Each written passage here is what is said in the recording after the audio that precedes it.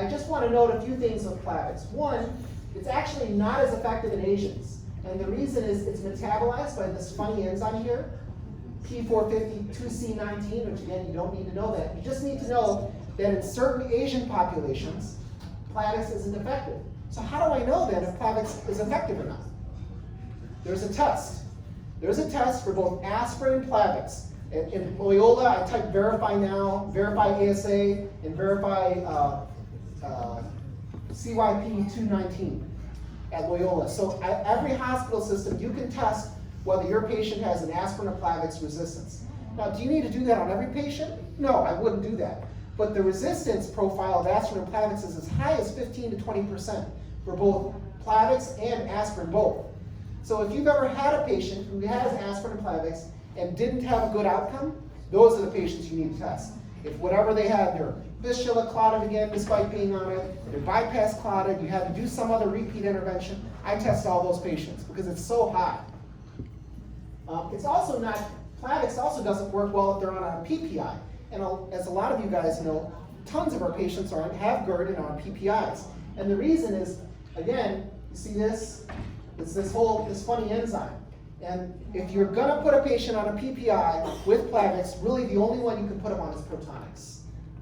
So if they're on any other PPI, omeprazole, which is the early generic one, it actually decreases the effectiveness of Plavix. It won't work as well. So those are my few caveats with Plavix, the ultimate good generic antiplatelet. The other ones, Prasugrel, extra strength Plavix, it really binds ADP really well. It works better than Plavix, period. However, it causes bleeding. Ticagrelor, again, binds ADP really well, works better than Plavix, theoretically. We'll talk about it in a second. So these are the newest recommendations from all the associations regarding all these antiplatelets, these aspirins and the super aspirins. One, you need to put a patient on an antiplatelet, period. Whether it's aspirin, Plavix, Prasugrel, or Ticagrelor, you need to put them on something. Absolutely. Single antiplatelet, no matter what. Is Plavix better than aspirin? Yes. Does it have decreased cardiac events more than aspirin? Yes. Is it a huge benefit? No. I somehow neglected to put the actual number. The events in the Capri trial, which is the most famous trial comparing Plavix and aspirin, it decreased the events from 5.8 to 5.3%. That's not huge, but it's something. Here's another question that is often asked. We frequently use dual antiplatelet therapy, DAPT, in our patient population for PAD. What's the evidence? There's none. I didn't write anything down here. All the evidence for DAPT in PAD patients is extrapolated from CAD patients. So I actually don't know. So they generally recommend, with a low level of confidence, that it's reasonable to use dual antiplatelet, DAPT, in patients who've had some kind of PAD intervention. And they usually recommend 6 months. But again, there's no good data to say this is what we should be doing. We just do it all the time because that's how medicine works sometimes. There's a lot of gray. Here's another interesting tidbit. Even though Ticagrelor, one of the latest and greatest antiplatelets, it clearly binds better than Plavix ADP. It's clearly superior in all the theoretical trials. But when they looked at it in PAD patients, no benefit. And that's from the trial from 2017. You can see here, death, MI, stroke, the same rate between Ticagrelor and Plavix, and acute limb ischemia, the same rate. So again, what I want to get at is it's extremely important to give our patients antiplatelet. We don't really know which is the best. At the bare minimum, you should give them aspirin or Plavix. If you do, make sure you think about whether they have a resistance because they're Asian, because they just have an inherent resistance, and if they do, they need to be on the newer ones for sure. So these are the other medicines, and now there's more clear data about the anticoagulants. You know, some people say like there's a dual mechanism. Well, this is what we're talking about here. So again, we're looking at the clotting cascade. Here's the antiplatelets on this side. This is the anticoagulants on this side. And here's the new medicines. Pradaxa came out when I was in training a long time ago, and we have the newer ones, the Welco and Eliquis. Pradaxa is a direct thrombin inhibitor. Right down here. it's not as commonly used today. Rivaroxaban is a factor 10A oral inhibitor that I think a lot of people use, and so is Eliquis. The thing to know about these two agents is Eliquis has a little less bleeding than Xarelto. But then here's the most important thing to know about anticoagulants. There have been some large randomized controlled trials comparing aspirin alone versus aspirin and Xarelto. And this is not your normal dose of Xarelto. This is a new dose of Xarelto. We call it baby Xarelto. Xarelto 2.5 BID. When you add baby Xarelto to baby aspirin, you reduce all of the cardiac events that we just discussed. So you reduce stroke, you reduce heart attack, you reduce death in patients with rivaroxaban, baby Xarelto, and aspirin.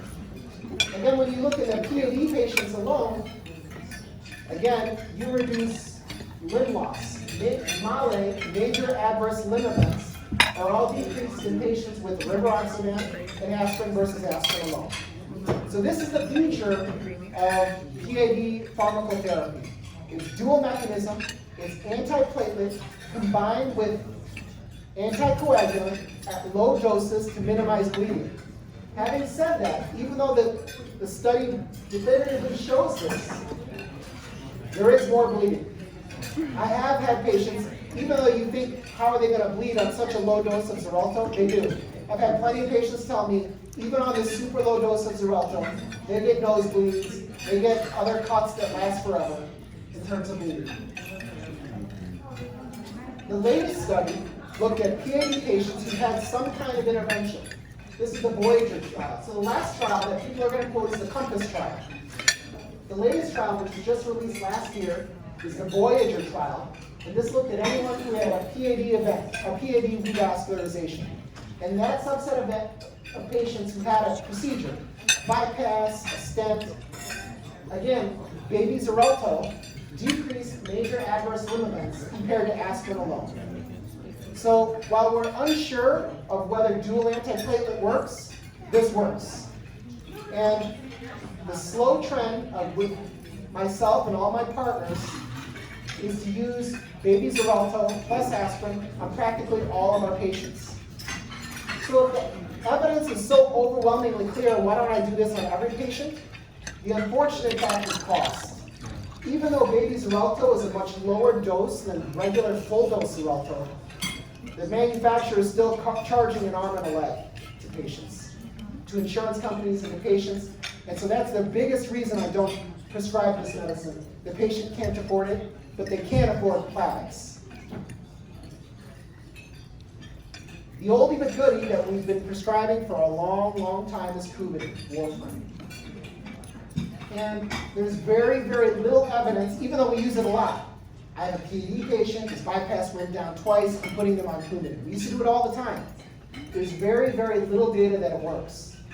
So first, if I'm just comparing warfarin versus aspirin, there's no benefit in PAD, period. And certainly, Coumadin by itself increases bleeding over aspirin. So if it was just a PAD patient alone, without an intervention, warfarin does not help. Now, if I did a bypass, which is the things we worry about a lot in vascular surgery, there's a very small, there's been two trials. One was the BOA trial, and then the other, I didn't list here. But in that small subset, this is, again, two randomized controlled trials out of several. There was a small benefit of warfarin in a vein bypass over aspirin alone. That's it. Many studies showed no benefit. This is the only study that showed a benefit. So, is warfarin helpful? Maybe. It certainly increases bleeding. And if I had to choose, I would choose rivaroxaban 10 times out of 10 over Coumadin. The only reason to choose Coumadin is cost. To choose this rat poison. So, statins are another cornerstone of our therapy for PAD. And unfortunately, statins have gotten a lot of bad press. And in the past few years, I've actually seen a lot of patients stop their statin for a lot of reasons because of the bad press. But statins do a lot of good in CAD and PAD. So I've listed what good they do here. 1, simvastatin reduced major limb events in PAD. 2, atorvastatin actually improves walking distance sometimes. And 3, they reduce limb events long term. So how do statins do this? I prescribe statins to every single PAD patient of mine, regardless of how severe their PAD is, because it doesn't just reduce cholesterol. So even if their cholesterol is normal, I prescribe a statin. And the reason is this: 1, yes, statins do reduce cholesterol, no question. That's their end goal. But they do other things, and that's how they achieve these effects. The first thing they do is they actually decrease inflammation. Within the atherosclerotic plaque, they decrease the inflammatory effect. And then the sequelae of reducing cholesterol and decreasing the inflammation within the plaque is that it decreases it improves the stability or decreases the instability of the atherosclerotic plaque from embolizing. So for all those reasons, statins I prescribe to every single PAD patient. And if I have a patient with essentially a normal cholesterol, less than an LDL 100, I put them on pravastatin 10. Pravastatin has the least side effects. It's the least efficacious of all the statins, but it also has the least side effects. And I put them at the very lowest dose, just to get that anti-inflammatory effect. And I have very, very few patients who have any of the complications from statins from a low-dose pravastatin. And then I'll even tell them to cut it in half if they want. They can cut the pravastatin to 5 if they really wanted to, or take the pravastatin every other day. But just take a statin. It's extremely important.